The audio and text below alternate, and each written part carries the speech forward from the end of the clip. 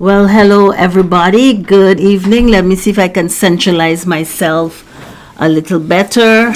That's my husband's hand there removing his stuff.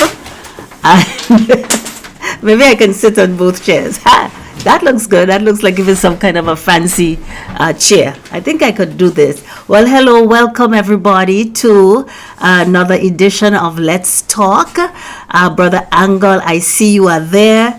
And I haven't as yet sent you the Zoom link because I was having some difficulty with it. Hopefully I will be able to post the Zoom link in time, but I just want to go ahead and greet those of you who I saw earlier on, people like Teddy. She was on first. Hi Teddy, how are you doing? Rima was on, Colleen, Ursuline, Brenda, all of you faithful people. Bless Rewrite was there. Elizabeth, I feel as if I haven't spoken to you or seen you in such a while. Over there in Japan, I see you have my name, my Mimi name there. NG Grell, how are you? Pleasantries to you too. And Wilbert Willis, good to have you. Thank you so much for joining with us. And I see Katina, dear faithful Katina. My husband asked me just this morning, when last did you talk to Katina? I thought he was the one that usually called you, but it seems as if he has passed on some of that to me. So I will give you a call, or give me a call. Let me know how everything is going with you. And Joseph P. Angle has great faith that all of these people are on tonight. And so those of you he's greeting there, those of you who are actually there, God bless every one of you. Thank you for joining us for another edition of Let's Talk. And I see Beverly was good having you on earlier on. Judith, Joseph, Patricia Valak, I'm so glad you found me this evening. I know sometimes you do not find me. And I see Yvonne Duncan is there. Brother Angle, last week I was in the emergency room, Brother Angle. That's what happened last week, Monday this time. I had been admitted actually by this time, and that's a long story, but I will give the testimony later on. So Valencia Walsh, Kathy, good to see you, my dear. God bless every one of you who are coming on right now. And I think I've gotten everyone so far that has been greeting. And so I am so glad to have you all with us this afternoon. And so without further ado, well, maybe I should explain, because I know some of you were probably shocked when I said I was in the hospital. I woke up on a Monday morning with some chest pain, and I had never experienced that before. And I tried, just brushing it off, thinking that it will all go away and stuff like that. What am I doing here? It's because it's back to front. Well, I'm so sorry. I'm having a wardrobe dysfunction right now, people, and I don't seem to know how to fix it. Okay, that's it. Yeah, that's it. So, it wasn't going away, and so eventually our daughter Miranda was here with us, who's a nurse practitioner. And when I finally told her, okay, let me go to emergency and check this out, she was very happy. So we went and they did all of their blood work and stuff like that. And but when I said that, I still had some slight pain, I don't know why I said that. He decided he would have to actually, how you say, admit me. So I was admitted, and I spent a night in the hospital, and an entire day while they did all different kinds of tests and so on me. So thank God, all the tests came back good, and I can fully say, you know why this is showing now, because you moved the thing. I'm having problems with this, people. It's a good thing it's mostly ladies on this program here.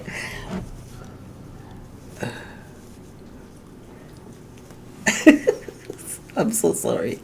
Okay, let's do that. Okay, that can go. That can go for a while. It can manage for a while. Okay, great. So that hand is my husband's hand, people. I think I have to come. No, I don't think you have to come. He wants to show himself. Actually, he has on his working.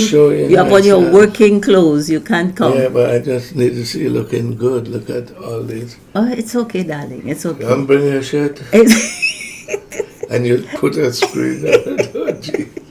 Okay, folks, it's all right. All shall be well, as he says so often. All is well. So, so that's what happened, and I was discharged around. I was discharged on Tuesday, just around 6 o'clock in the evening. But thank God, all is well, and I do give God the glory and the praise. So I have to. I do know. Sometimes you think you're not stressing, but your body tells you are. And, sometimes we hold in a lot of stuff. I know one of the things I've been holding in a lot, I haven't had a release as it relates to having a good cry over the loss of our Pastor B. And so all of that combined with a lot of other stuff, it brings you some stress sometimes. And but it's a good wake-up call, because one of the things I learned out of it, and we're going to talk about this tonight. That's what we're going to talk about, on schedules and on priorities. And so one of the things that has come out of this is that I am realizing that when I feel tired, I need to go just lie down. And if I feel as if something is overwhelming, I need to say no. I am not going to do that. I'm not going to get into that. So that's one of the things I'm learning and trying to practice in my life. But today we're going to talk a little bit about priorities. And the reason I'm talking about it was because it was such a, some of you don't know, but I host a Zoom for pastors, wives, and women in ministry the second Monday of every month. It's an invitation only Zoom. And today we were talking about, when I asked most of them, I asked them, what was your greatest challenge last year? And one of the pastor's wives says, it was managing time. It was being able to give attention to all the things that I had to give attention to. And she said, as a result of it, I felt so overwhelmed. And she said, I still feel overwhelmed. So we went into a discussion on that as to how many, and you wouldn't be surprised. Somebody said, I am so glad, because I thought it was just me alone. I thought it was me, that something was wrong with me as to why I was having, these issues. And as we all talked, we were very transparent with each other. We got to realize, hey, this is not just something that is, one person's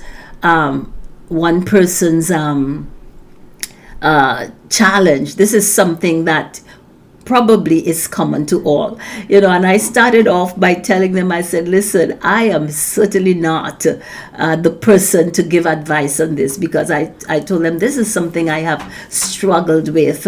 I have had a challenge with, if you want to put it like that, probably all my life. I've had people that actually came and did a schedule for me, what I should do at 9 o'clock, 10 o'clock. I've made them for myself. I have actually sat under a coach some time ago. I'm not talking about my present coach. I sat under somebody, and they actually gave me stuff to do and so on. And I wish I could say that I can swim now, but I still can't swim. What do I mean by that? I actually did a swimming class some years ago, and I actually got a certificate. But you throw me into a swimming pool, and I am still going to be doing like this because I really cannot say that I can swim with any confidence, with any measure of confidence. And I think it is the same thing I do have to say about about being able to manage time. And I heard somebody say some time ago that you cannot really manage time, because it's not, it's not ours, basically.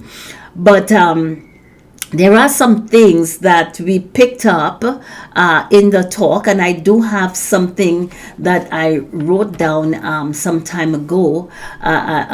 These are my nuggets for 2025. Every time I come across something that is a nugget, I put it down. So I have nuggets for 2023, nuggets for 2024, and now I have some nuggets for 2025. And I think I got it in one of my in my devotional that I'm reading.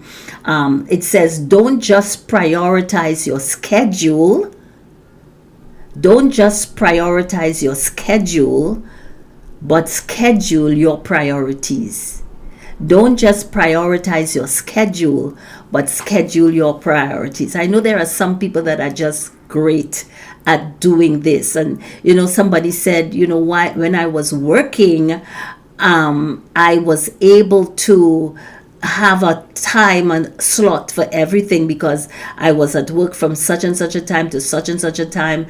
And then I knew when I came home, I had to take care of my child. I had to prepare dinner, and so everything fell into place. And I felt so, she didn't say this, but I know she felt empowered. You felt as if you come to the end of the day and you can actually see what you have done. But when you are on your own. Hi, Leslie Ann. Haven't seen you for a long time. Good to have you. Hi, Bobby. Nice to have you too. When you are responsible for scheduling your own day, sometimes it's not as easy as that, and it's easier to get distracted. It's easier to get into other things that and you wonder at the end of the day, you say, well, what have I done? What have I accomplished? I don't know if that's a problem with you, if that's a challenge to you, but I feel like that sometimes. But as we were talking on as I said earlier on, I had a Zoom with some pastors' wives and women in ministry. One of our pastors' wives said something that was very challenging, and I said, hey, I never thought of that. But before I said that, let me put what this philosopher said. He said, things which matter most must never be at the mercy of things which matter least. Put first things first. And the things that matter most to God should take first place in our lives. He didn't say that. I'm saying that. The things that matter most to God should take first place in our lives. And I don't know how many of you are struggling with this, how many of you are feeling as if there is too much work, too many things to do at the end of the day, that it seems as if you've run out of day and you're running into night, and there's still so much that is undone, and you do not feel that sense of accomplishment. You do not feel as if you have accomplished what you set out to do. And I know we have people that say and there is a measure of, there is something to it. Of course, I'm not knocking that just because I fall short, but they said, in the night before you go to sleep, you should actually write down all the things that you're going to do the next day, and probably in the order in which it should be done. I don't know about you, but by the time night hits, I just don't want to think again. I don't want to write down a thing. I just want to jump into bed and sleep, or just do nothing. Just, as they say, just let my brain just do anything it wants to do.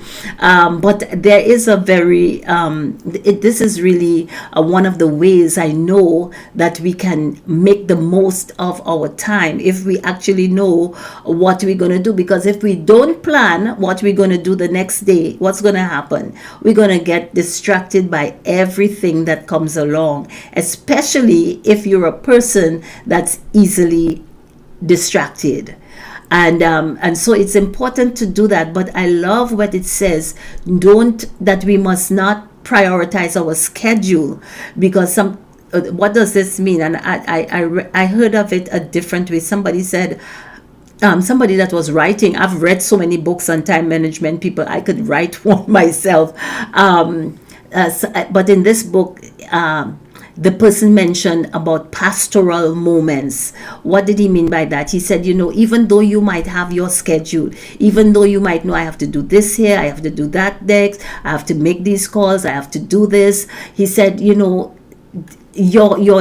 schedule might be interrupted by what he calls a pastoral moment. What do we mean by that? Somebody that you need, and God is putting this on you to minister to this person. It might be that you just have to listen to this person. Maybe they're going through something and they just want somebody to listen to them. It might be your child that had an issue at school and is just has come home feeling discouraged, and but because you have your schedule, you feel as if, I can't talk to you now, I don't have the time for you right now, but these are things where, if we understand our priorities, then we can prioritize that. We don't schedule our priorities, but we prioritize. We don't just prioritize our schedule, rather, but we schedule our priorities. So there must be, and this has to do with what you value. What do you really value? I was talking to some of the folks that are in our life track class, and I was sharing with them because we have at Kingdom Life here in Florida, we have what we call core values, our 10 core values. And I was mentioning to them that it's important for each of us to know what we really value, because if you don't know what you value, you would not give it the attention that it should. You would not treat it the way that you should. And actually, when I do premarital counseling, I always have people do an exercise. I just throw out certain relationships, their spouse, children, God, church, job, entertainment, different things. That I just throw them out, and I said, listen, put it in the order that it is in your life. And then I asked them to put it in the order that you think it should be. And some people get it out of order all the time. Some people put, most of them put God as first. But then some people put children next, and sometimes their job or whatever it is like that, and or spouse, all the way down the line. And I have to teach them, no, this is not God's biblical order of priorities. Because if you don't realize, if you don't know what you value, what you really value, you will not give it the attention. You will not take care of it. If you don't know the value of something, sometimes people buy you something expensive, and they might buy you a very, very, very expensive handbag, and you don't know the value of it, and you just treat it like all of your other knockoffs that's in your closet, and you don't realize, hey, this is not a knockoff, this is the real thing, and this costs the person something to give it to you. And so if you don't know the value of it, you will not treat it the way that you should treat it. And it's the same thing even with our lives. And so many people come to the end of their lives, and when they are asked, what do you wish you had paid more attention to, or given more value to, most people, they don't say their job, they don't say their career, they don't say any of these things. Most of them say their family. They wish they had given their families more attention. They wish that they had made more time for their wife or their husband or their children. And this is what a lot of people regret when they come to the end of their lives. So it means to say that we have to put first things first, and we have to know what matters to God. And I'm going to tell you what this other pastor's wife said that really, I had to write it down. And then I started to make a note for myself as to what has to be a priority. And she said, grace shows up for an assignment. Grace shows up for something that God has actually given us to do. And as I began to think about it, I realized, hey, and we've talked about that on our morning program a few times, about this thing about light and easy, this thing about that Jesus said his yoke is easy and his burden is light. So if we are overwhelmed, if we are feeling as if we just these things that we have to do, and we feeling frustrated, and we feeling stressed, and all of these things, it may just be that God didn't assign that for us to do. And when something is not assigned by God, and we take it upon ourselves and make it our assignment, it will always cause us to feel frustrated. It will always cause us to feel overwhelmed. And I shared the story about a man. This is an allegory, I think that's what it's called, but I read it in a book years ago about this man that God came to him and gave him a boulder, a small boulder, and God told him, take it to the top of that mountain for me. And he started off on his way rejoicing. He was not complaining, he was not fretting, but along the way, somebody else came along and said, can you please help me carry this? Gave him something else, and a few steps down the line, somebody else added something, and so it went on until this thing that he was carrying was so heavy that he felt overwhelmed by it, and he actually began to complain to God and say, God, he said, God, this burden is too much. This is too much for me to carry. I can't carry this up this hill. I'm tired. And God came back to him and said, what did I give you to carry? And he said, well, it was this one. He said, well, where did these others come from? He said, well, along the way, this one has, and this one. So God said, I didn't give you that burden to carry. And, sometimes we take on burdens upon ourselves that God did not give us to carry. And I know the Bible teaches, bear ye one another's burdens, and so fulfill the love of Christ, but we are not called to carry everybody's burden. We are not called to carry everybody's stress. And even before this thing happened to me last Monday, I had just a few days before opened my mouth and I said, I am not going to carry other people's stress. I'm not going to take on other people's stress. And when this happened, it clicked with me. Hey, this is actually what you have to commit to this. You have to commit not to take on another person's stress, because there are people that will stress you out if you allow them. And sometimes it's people that are close to us. Sometimes it is people that we feel sorry for. Sometimes it's people we feel guilty if we don't help them, and so on. But we have to realize and understand that we only have a certain number of hours in each day, and it is the same number that every successful person has, every rich person has, every happy person has, every unhappy person has, every depressed person has. God gives all of us the same 24 hours in a day. And so if we are not if we are feeling overwhelmed in these 24 hours, then it means to say that we are not using the time effectively as we should. I have there's one of the things that I found out in the scripture, and I had made it one of my daily confessions. I'm going to try to bring it up here so that I can read it to you. Just a minute. Let me. Is this here? Just a minute. Let me search for that.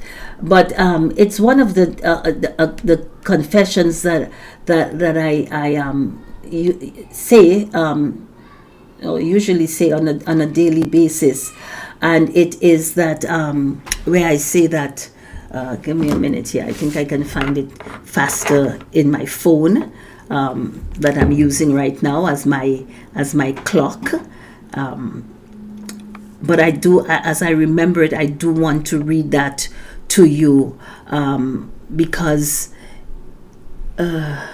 just a minute, sorry. It just came to me. If it had come to me earlier on, I would have had it there. Yeah, got it. And it has to do with time. It has to do with managing time. It has to do with the time. And it says this, and it says it in the book of Proverbs, chapter 12 and verse 27. Let me see if it's there. No. Yeah. It says, a passive person won't even complete a project, but a passionate person makes good use of his time, wealth, and energy. A passionate person makes good use of his time, wealth, and energy. And then in Ephesians chapter 5, verse 15 and 16, it says, be very careful how you live, not being like those with no understanding, but live honorably with true wisdom, for we are living in evil times. Take full advantage of every day. Listen to this, take full advantage of every day as you spend your life for his purposes. And folks, here it is, we are seeing the keys to having a day that when we come to the end of the day, we are fulfilled. We are not feeling as if, oh, what have I done with the day? Spend the day, spend your life for his purposes. And then the other one that I say is from Psalm 139 and verse 16. Glorious things are written about me today. Before even the universe was founded, I will perform and accomplish those glorious things today. And it's from Psalm 139 verse 16, where it says, you saw me before I was born. Every day of my life was recorded in your book. Every moment was laid out before a single day had passed. And folks, if we could really come to a place where we receive that, and where we really believe, hey God, this day you have already set it out for me, you have planned it out for me, and we just ask God, God, help me to order my steps, that I am actually doing the things that you have set out for me to do. And one of the ways you will know is this thing, how is this thing that I am doing, how is this contributing to God's purpose in my life? How is this spending time doing this, or getting involved in this, or doing this task? How is it fitting into God's purpose for my life? Because we also read some time ago that we should not stray from our purpose, that it's very important that we discover our purpose and we don't stray from our purpose. And so that is going to help us even in our decision making, even in our really managing our time, and so on, knowing God's purpose for your life and how this is fitting in. We were in a business at time where we were actively involved in it, and one of the things they would tell us, they would ask us, is this a money-making activity? They would ask us, what the activity you're doing, is it money making? Is it going to bring money? Is it helping you in your business? And they were saying, you could be doing a lot of things. Sometimes people they're making calls, or they're making a list, or they're watching a video presentation or something like that. But is it a money making activity? And I want to transfer that into this. When we get up tomorrow morning, God willing, the things that we do, how are they purpose driven life? How is it contributing to a purpose driven life? Yes, Juliet, the time change. Remember that we sprung forward here in Florida, and in the US generally speaking. Our clocks moved ahead on Sunday that went. So everything that you used to watch at a certain time, those of you who are in the other time zone, you just have to either I think it's either subtract. Let me not do that. I just know that now, instead of being 5 hours ahead in England, they are 4 hours ahead. Instead of being 8 hours ahead in Scotland, they are 7 hours ahead. And so I had to structure myself to accommodate them. And so instead of being an hour ahead from the Caribbean, we are actually on the same time right now. So I'm sorry. I tried to give a little warning about that, but you all probably did not see it. So as we are ending today, I'm gonna attempt to, Brother Angle, if you're there, you can still go ahead and post the link to our Zoom, and I'm trusting that I will be able to actually get on it. I do have it here. It was sent to me, but let's get on the Zoom, because I know I'm not the only person struggling. No, let me stop using struggling. I'm not the only person that's challenged with time and making the most out of my time. And I know there are a lot of you probably in the same boat, but there are also many of you that have probably this is not a challenge to you. You have it down pat. You know exactly what to do, when to do, how to do, what to do, when. And we will be so happy if you would share with us and help us, the rest of us that do need some encouragement in this area. If you would jump on our Zoom and help us now. So I'm going to ask anybody who has the link for the Zoom, or I probably do need to get on it again myself, because I don't know if brother. Oh, there it is. Thank you, Brother Angle. Thank you so much. So there it is on the Joseph P. Angle. I'm going to give you a while to get to it, to copy it if you need to copy it, or to just click on it, because we are going to jump on our Zoom in a while and we're going to have some discussion along this way. I hope somebody can help me. I hope somebody can help you, and we can all benefit from each other's experiences and things that we have done to help us to maximize our time. Because what does the Bible say? The Bible says that we need to work while it is day, because the night comes when nobody can work, and God expects us to make the most of our time here on earth. Because before you know it, and we have been seeing it, the seasons are changing so rapidly.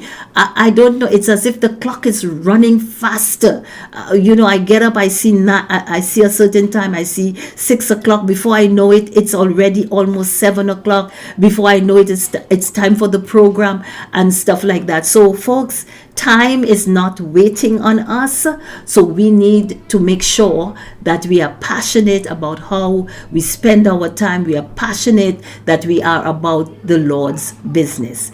God bless you. I trust that you have gotten the Zoom information by now, and so I'll say bye-bye to the rest of you who are unable to join us on our Zoom, but I trust that a lot of us will.